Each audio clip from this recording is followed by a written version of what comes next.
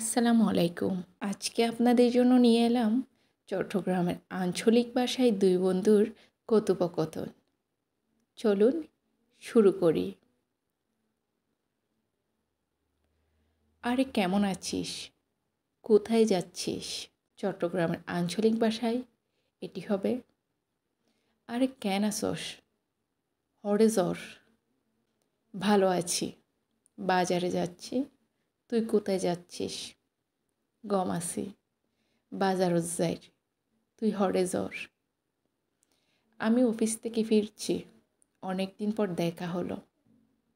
আয় অফিসত তো আইর, বহুত দিন পরে দেখা হইয়ে। হ্যাঁ, ঠিকই বলেছিস, তুই তো একেবারেই ফোন করিস না। অ ঠিক হতা হইস, তুই তো ফোন উদ্ধার নকরস। ফোন করার সময় কোথায় পাই, কাজের চাপে ভীষণ ব্যস্ত থাকি। ফোন করিবার টাইম হরে পাইর, হাজুর সাপ্লাইনে বেশি ব্যস্ত তাহি। আচ্ছা, তাহলে একদিন আড্ডা দেওয়া যাক, চায়ের দোকানে বসবো, কেমন?